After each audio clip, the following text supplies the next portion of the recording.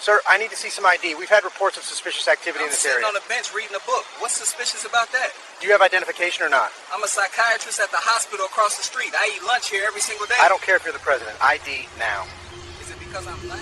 The body camera was already recording when Dr. Malcolm Pierce looked up from his medical journal and realized this officer had no intention of walking away. What should have been a peaceful lunch break in Riverside Park was about to become a masterclass in implicit bias, constitutional law, and why some people never learn that a uniform doesn't make you untouchable. The officer had no idea he was talking to the lead forensic psychiatrist who evaluated police officers for psychological fitness, the same man who had failed 3 candidates from this exact precinct in the last 6 months. Before we continue, where are you watching from right now? Drop your city or country in the comments. And please hit that subscribe button because what happens next is absolutely wild. You won't want to miss this. Dr. Malcolm Pierce was 52 years old, though most people guessed younger. He had the kind of face that smiled easily, the kind of presence that put patients at ease within minutes. He'd been a forensic psychiatrist for 23 years, specializing in law enforcement psychological evaluations. He assessed officers before they were hired. He evaluated them after critical incidents. He determined if they were psychologically fit to carry a weapon and enforce the law. He was good at his job, really good. So good that 3 different police departments in the city contracted his services. He had evaluated over 2,000 officers during his career. He could spot personality disorders, rage issues, racial bias, and authority complexes within the first 20 minutes of an interview. His reports were detailed, evidence-based, and often unwelcome because Malcolm Pierce didn't rubber stamp evaluations. If an officer showed signs of being psychologically unfit, Pierce documented it thoroughly and recommended against their hiring or reinstatement. Some departments loved him for his integrity, some departments hated him for the same reason. On this particular Wednesday afternoon in September, Malcolm was sitting on his favorite bench in Riverside Park, eating a turkey sandwich and reading the latest issue of the Journal of Forensic Psychology. He had been doing this almost every workday for the past 8 years. Same bench, same routine, same peaceful hour away from the intensity of evaluating people's mental states. The park was beautiful this time of year. Trees just starting to turn colors, a slight breeze coming off the river, families with small children feeding ducks near the pond, joggers on the path, dog walkers, the normal rhythm of city park life. Malcolm was wearing khakis and a button-down shirt, his hospital ID badge clipped to his belt. His lunch bag sat next to him on the bench. His phone was in his pocket. He was doing absolutely nothing that could be considered suspicious, unless you counted reading medical journals as inherently threatening. That's when Officer Nolan Prescott walked up. Nolan Prescott was 29 years old, 5 years into his career with the Metropolitan Police Department. He had decent arrest numbers. He had never been involved in a shooting. His file was clean except for 2 citizen complaints about rudeness, both of which had been dismissed after cursory investigation. What his file didn't show was the pattern, the way he seemed to find reasons to stop and question black men in this particular park, the way his traffic stops skewed heavily toward minority drivers, the way he wrote reports that always seemed to emphasize furtive movements and suspicious behavior when describing people of color. Nobody had looked closely enough to connect those dots yet, but they would. Prescott had been walking his patrol route through the park when he spotted Malcolm on the bench. Later, Prescott would claim he was responding to reports of suspicious activity. The problem with that claim was simple. There had been no such reports. Dispatch logs would prove it. Prescott had seen a black man sitting alone on a bench and decided that was worth investigating. The conversation started exactly as described. Prescott demanded identification. Malcolm questioned why. Prescott insisted. Malcolm explained he was simply having lunch. But let's talk about how this conversation actually went, because the subtext was as important as the words. "Sir, I need to see some ID," Prescott said, his tone already carrying that edge of assumed authority. Not a request, a command. The kind of tone that says, "I'm in charge here and you're gonna do what I say." Malcolm looked up from his journal. He took in the officer's stance, the hand resting on the belt near the weapon, the body language that screamed confrontation. He'd seen this exact presentation hundreds of times in his evaluation sessions. Overcompensating authority, unnecessary aggression, classic signs of someone who used the badge to feel powerful. "I'm sitting on a bench reading a book," Malcolm said calmly. "What's suspicious about that?" The question was reasonable, neutral, non-confrontational, but Prescott heard it as challenge. "Just comply with my request," Prescott said, his voice harder now. "Do you have identification or not?" Notice the phrasing, not "can I see your ID" or Would you mind showing me identification? Just comply. As if Malcolm had already done something requiring compliance. As if the mere act of sitting while Black was enough to trigger a lawful order. Malcolm set his journal down carefully. He'd been through enough evaluation sessions to know exactly what was happening here. This wasn't about suspicious activity. This was about an officer who saw someone who didn't fit his internal image of who belonged in this park. I'm a psychiatrist at the hospital across the street, Malcolm said, gesturing to the medical center visible through the trees. I eat lunch here every single day, have been for 8 years. It was a simple statement of fact, an explanation that should have ended the encounter. A reasonable person would have said, okay, enjoy your lunch, and walked away. Prescott wasn't being reasonable. That doesn't answer my question, he said. ID now. Have you ever been questioned by police for doing absolutely nothing wrong? Drop a comment and let me know. Malcolm could have shown his ID at this point. It was right there in his wallet. Hospital credentials, driver's license, even his consultant badge for the police department's psychological services division. He could have pulled it out, flashed it, ended the whole thing. But Malcolm Pierce hadn't spent 23 years evaluating police officers without learning something important. When you comply with unlawful orders, you validate them. You teach officers that they can demand compliance without cause. You reinforce the exact behavior that leads to rights violations. So he asked a different question. Officer, under what legal authority are you demanding my identification? Prescott's jaw tightened. Malcolm saw it immediately. That micro expression of frustration when someone doesn't just roll over. I don't have to explain myself to you, Prescott said. This is a lawful order. Failure to comply is obstruction. Actually, Malcolm said, his voice still calm, still professional. Under High-Bell versus Nevada, you need reasonable suspicion of criminal activity to require identification. I'm sitting on a public bench during daylight hours. What specific articulable facts give you reasonable suspicion that I'm engaged in criminal activity? Prescott hadn't expected that. Most people he stopped didn't cite Supreme Court cases. Most people just handed over their ID and accepted whatever treatment they received. We've had reports of thefts in this area, Prescott said, changing tactics. I'm investigating. What was stolen? When? What's the report number? Silence. Because there was no report. There had been no thefts. Prescott was making it up as he went along, hoping Malcolm would just comply before the lie became obvious. Malcolm waited. He was very good at waiting. Years of sitting across from officers who were trying to hide psychological issues had taught him that silence was a powerful tool. People filled silence. They revealed themselves. Look, Prescott said, his tone shifting to something that was probably meant to sound reasonable. I'm just trying to do my job here. This park, you know, we get a lot of problems. I'm sure you understand. Just show me your ID and you can get back to your lunch. This park, we get a lot of problems. I'm sure you understand. The subtext was screaming. This park wasn't supposed to be for people like Malcolm. Problems meant people who looked like Malcolm. I'm sure you understand meant Malcolm should accept his place in the hierarchy and comply. Malcolm had heard this language 1,000 times. In evaluation sessions when officers tried to justify their actions, in incident reports that danced around explicit racism while soaking in it, in the careful phrasing that was meant to avoid liability while still expressing bias. He was tired of it. Officer, I'm going to explain something to you, Malcolm said. You approached me without probable cause. You demanded identification without reasonable suspicion. You've now claimed there are theft reports that I'm certain don't exist. You're violating my Fourth Amendment rights, and you're doing it because you made an assumption about me based on how I look. Prescott's face flushed.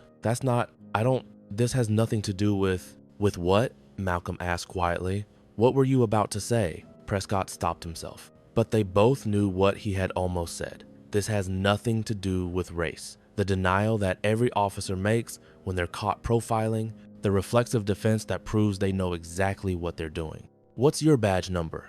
Malcolm asked. You don't need my badge number. You're not being detained. Am I free to go? The question hung in the air. It was the magic question, the one that forced officers to make a choice. Either I'm being detained, which requires reasonable suspicion, or I'm free to go, which means this encounter is voluntary and I can end it. Prescott couldn't answer. If he said yes, Malcolm would leave and the officer would lose face. If he said no, he'd have to articulate legal grounds for detention that he didn't have. I'm asking you to voluntarily provide identification, Prescott finally said. And I'm declining your request, Malcolm responded. Am I free to go or am I being detained? Sir, you're being difficult. No, officer, I'm asserting my constitutional rights. There's a difference. Now, am I free to go? Prescott's hand moved toward his radio. Malcolm saw it and understood immediately what was about to happen. Prescott was going to call for backup. He was going to escalate because his ego couldn't handle being challenged. "Before you call for backup," Malcolm said, "you should know that I'm Dr. Malcolm Pierce. I'm the forensic psychiatrist who conducts psychological evaluations for the Metropolitan Police Department. I evaluate officers for fitness for duty. I've personally evaluated probably 100 officers from your precinct, and everything that's happening right now is going into a report that your superiors are going to see." Prescott froze. His hand hovered over the radio. His face went through several expressions in rapid succession. Confusion, recognition, fear, anger, denial. "I don't believe you," he finally said. Malcolm reached slowly into his pocket. He pulled out his wallet and extracted a business card. He held it up where Prescott could see it. "Dr. Malcolm Pierce, MD, Forensic Psychiatry, Police Psychological Services Consultant, Metropolitan Police Department." Prescott stared at the card. You could see his mind working, trying to figure out if this was real, trying to calculate how much trouble he was in. "You can call the department's Psychological Services office," Malcolm said. "Ask for me. They'll confirm. Or you can check your own precinct's files. I evaluated 3 candidates from your station in the last 6 months alone. Failed all 3 for psychological unfitness. Type karma if you think this officer just learned a hard lesson." The silence stretched out. Other people in the park had started to notice the encounter. A woman with a stroller had stopped on the path, watching. 2 teenagers on bikes had slowed down to see what was happening. An older man walking his dog was standing about 20 feet away, clearly listening. Prescott was aware of the audience, aware that he had just confronted his department's psychological evaluator, aware that everything he'd said and done in the last several minutes was probably going to end up in a file somewhere. "I was just doing my job," Prescott said quietly. "No," Malcolm corrected him. "You were violating my rights because you made assumptions about who belongs in this park. That's not your job. That's bias, and it's exactly the kind of behavior that should disqualify someone from law enforcement. I didn't. It wasn't about—" Prescott stopped again. Every sentence he tried to construct just made it worse. Malcolm stood up. He gathered his lunch bag and his journal. He looked Prescott directly in the eye. "Badge number, name, station. I'm filing a formal complaint, and I'm documenting this encounter in my professional capacity as a police psychologist. You violated my rights. You demonstrated clear signs of implicit bias, and you attempted to use your authority to cover for the fact that you had no legal basis for this stop." Prescott gave him the information. "Badge 5439, Officer Nolan Prescott, 12th Precinct." Malcolm wrote it down in the margin of his journal. Then he walked away. The whole encounter had lasted 8 minutes. 8 minutes that would end Nolan Prescott's law enforcement career. Malcolm didn't wait until he got back to his office. He sat down on another bench, out of sight of Prescott, and called the Metropolitan Police Department's Internal Affairs Division directly. He knew the number by heart. He'd called it before when he'd observed officer misconduct. "This is Dr. Malcolm Pierce," he said when someone answered. "I need to file a formal complaint about an officer who just violated my 4th Amendment rights in Riverside Park." "Yes, I'll hold." The complaint process was smooth because Malcolm knew exactly what information to provide. Date, time, location, badge number, specific actions taken, specific constitutional violations, witness information. He provided it all in clear, professional language. The kind of language that made it impossible to dismiss. The internal affairs detective who took the call knew Malcolm. They'd worked together on several officer evaluations. When Malcolm explained what had happened, there was a long pause. "He stopped you?" the detective asked. "You specifically?" "He stopped me specifically," Malcolm confirmed. "And based on the encounter, I have serious concerns about his psychological fitness for duty. I'm recommending a full evaluation. I'll initiate the investigation immediately." Malcolm went back to work that afternoon. He had 3 evaluation sessions scheduled. Ironically, none of them were from the 12th Precinct, but Malcolm made a note to review his files on any officers from that station. If Prescott was operating this way, there might be a cultural problem in that precinct. The internal affairs investigation started that same afternoon. The detective pulled Prescott's body camera footage first. The camera had captured the entire encounter in perfect detail. Malcolm's calm questions, Prescott's aggressive demands, the changing justifications, the implicit bias in every word and gesture. Then the detective did what Malcolm had suspected someone would eventually do, pulled Prescott's stop data. In 5 years, Prescott had made 1,247 stops. Of those, 892 were of people of color. That was 71.5% of his stops. In a city where the demographic breakdown was approximately 42% people of color, Prescott was stopping minority citizens at nearly double the rate that demographics would predict. The detective dug deeper. Of the 892 stops of people of color, only 198 resulted in arrests or citations. That's a 22% rate. Of the 355 stops of white citizens, 267 resulted in arrests or citations. That's a 75% rate. The pattern was identical to what investigators find in every profiling case. Stop minorities frequently, usually without finding anything. Stop white citizens less frequently, usually when there's actual cause. Prescott was called in for an interview on day 3 of the investigation. He was told to bring his union representative. He knew that was a bad sign. The interview lasted 90 minutes. The detective walked Prescott through the encounter step by step. Why did you approach Dr. Pierce? He looked out of place. Out of place how? I don't know. Just didn't seem like he belonged there. In a public park? It's a nice area we don't usually see. Prescott couldn't finish the sentence without explicitly revealing his bias, so he stopped. You don't usually see what, Officer Prescott? Silence. Let me ask you directly. Did you approach Dr. Pierce because he's black? No, I didn't. It's not about. I just thought. The interview transcript would later show 17 separate instances where Prescott started sentences he couldn't finish. Every one of them was a moment where he nearly admitted racial bias before catching himself. Do you think officers like this should be removed from the force? Let me know in the comments. The detective showed Prescott the stop data, the numbers, the patterns, the statistical evidence of bias. Can you explain this disparity? The detective asked. Prescott tried. He talked about high crime areas. He talked about suspicious behavior patterns. He talked about his training and instincts. None of it explained why he stopped people of color at double the rate and found violations at a quarter of the rate. The evidence was overwhelming. Prescott had profiled Dr. Pierce. He had done it based on race. He had violated constitutional rights, and the data showed it wasn't an isolated incident. It was a pattern that had persisted for 5 years without anyone noticing or caring enough to investigate. On day 12 of the investigation, Malcolm submitted his professional evaluation. It was a 16-page document that detailed the psychological indicators Prescott had displayed during their encounter. Authoritarian personality traits, inability to acknowledge mistakes, defensive reactions to legitimate questions, implicit bias manifesting in decision-making, poor judgment, excessive concern with maintaining dominance, lack of self-awareness regarding prejudices. The evaluation concluded with a clear recommendation. Officer Nolan Prescott was psychologically unfit for duty and should not be carrying a badge or weapon. It was the kind of evaluation that ended careers, and Malcolm had the professional standing to make it stick. The Metropolitan Police Department's leadership reviewed everything: the body camera footage, the stop data, the internal affairs report, Malcolm's psychological evaluation, the pattern of complaints that had been dismissed without proper investigation.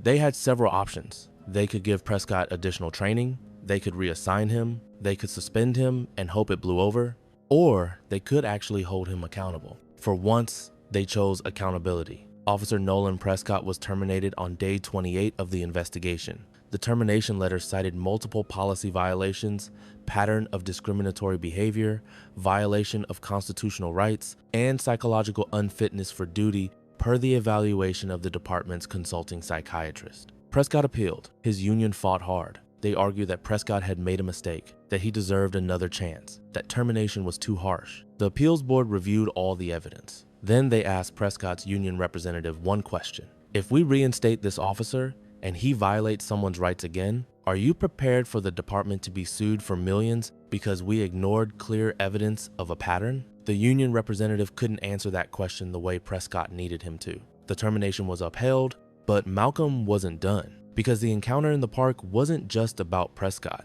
It was about a system that had allowed Prescott to operate this way for 5 years. Malcolm filed a formal complaint with the city's Civilian Complaint Review Board, not about Prescott specifically, but about the 12th Precinct's failure to identify and address the pattern, about the superficial investigations into previous complaints, about the lack of oversight that had let Prescott's bias go unchecked. The review board launched their own investigation. They pulled data on every officer in the 12th precinct, they looked at stop patterns, they reviewed complaint files, they interviewed community members. What they found was disturbing. Prescott wasn't an outlier. He was the norm. The entire precinct showed statistical evidence of biased policing. Stop rates were skewed. Arrest rates showed disparities.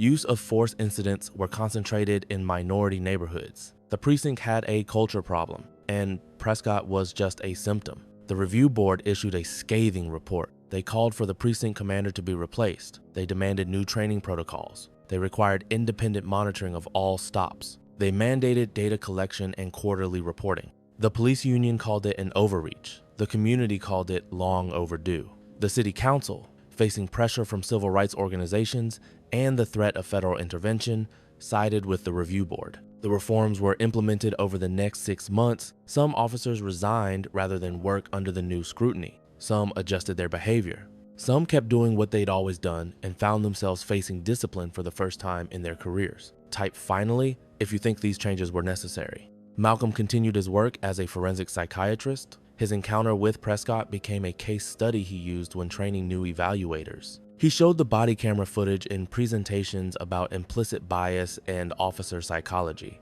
He continued eating lunch in Riverside Park. Same bench, same routine. But now, when officers walked by on patrol, they nodded politely and kept walking. Word had gotten around about what had happened. Nobody wanted to be the next Officer Prescott. The lawsuit came later. Malcolm filed a federal civil rights complaint 6 months after the termination. His wife had been hesitant at first. "Do we really need to go through all this?" she'd asked. But Malcolm was firm. This wasn't optional. The complaint alleged violation of Fourth Amendment rights, racial profiling, failure to train and supervise, and creation of a culture that tolerated discriminatory policing. The city's lawyers looked at the evidence. They looked at Prescott's termination. They looked at the review board's findings. They looked at the statistical data. They looked at Malcolm's credentials and his role as a police psychologist. They settled quickly. The terms included a payment to Malcolm of $680,000 and an agreement that the city would implement additional reforms beyond what the review board had already required. Malcolm kept the money. He and his wife had been talking about retiring early, maybe buying a small place near the coast. The settlement made that possible. Some people criticized this, saying he should have donated it to charity or refused the payment on principle. But Malcolm had a different view. "I was violated," he told a colleague who asked. "My rights were trampled because of the color of my skin. That has value. The city needs to feel the financial consequences of allowing officers like Prescott to operate. If I refuse the money, I'm telling them violations are free." He used part of the settlement to set up a college fund for his nieces. Another portion went toward the down payment on that coastal property. The rest went into retirement savings. It was his money. He'd earned it by standing up for his rights when it would have been easier to show his ID and move on. Officer Nolan Prescott never worked in law enforcement again. He tried to get hired at other departments, but the termination for cause and the psychological unfitness determination made it impossible. Most departments ran background checks. Most departments saw the red flags. He found work in private security for a while, but even that didn't last. His bias issues followed him. Complaints from clients, incidents where his judgment was questioned. He eventually left security work entirely. In later interviews, Prescott would claim he was railroaded, that the department had thrown him under the bus, that the system had become too politically correct. He never acknowledged his pattern of stops. He never admitted his bias. He never took responsibility for violating Malcolm's rights. Some people never learn. The 12th Precinct underwent significant changes. New leadership, new training, new accountability measures. The stop data over the next 2 years showed improvement. Not perfection, but movement in the right direction. Other precincts across the city implemented similar reforms, some voluntarily, others after their own investigations revealed similar patterns. The body camera footage of the encounter was never released publicly per the settlement agreement, but it was used extensively in police training. New recruits watched it as an example of what not to do. Supervisors used it to train officers on recognizing and addressing implicit bias. Law enforcement psychology programs across the country added the case to their curriculum. It became a textbook example of how bias manifests in policing and why psychological screening is critical. Malcolm gave occasional talks at police academies and universities. He always told the same story: the park bench, the unlawful stop, the officer who couldn't articulate reasonable suspicion because there was none. He emphasized that this wasn't about one bad officer. It was about systems that allowed bad officers to operate unchecked, about departments that dismissed complaints without real investigation, about a culture that valued loyalty over accountability. And he always ended with the same message: rights only matter if people are willing to assert them, even when it's uncomfortable, even when there's a badge involved, even when compliance would be easier. The park bench where it all happened is still there. People sit on it every day, completely unaware that it was the site of an encounter that changed department policy, ended a career, and became a case study in police reform. Malcolm still eats lunch there sometimes, though not every day anymore. When he does, he thinks about that September afternoon, about the officer who made assumptions, about the 8 minutes that proved knowledge and professional credentials could force accountability. He thinks about all the people who get stopped without calls and don't have his advantages, don't have his credentials, don't have his knowledge of the law and the system, don't have the professional standing to make complaints stick. That's why he did what he did, not just for himself, but for all the others who couldn't fight back as effectively, to create a precedent, to force change, to show that accountability was possible if enough pressure was applied. One man, one park bench, one 8-minute encounter, one career ended, one department reformed. That's the power of refusing to accept the unacceptable. What would you have done in Malcolm's situation? Would you have shown your ID and ended it, or stood your ground like he did? Drop a comment and let me know what you think. And if this story taught you something or opened your eyes to how profiling actually works, hit that subscribe button. I share these stories because they matter, because they show that change is possible, because they remind us that accountability isn't automatic. It has to be demanded. Thanks for watching all the way through. See you in the next one.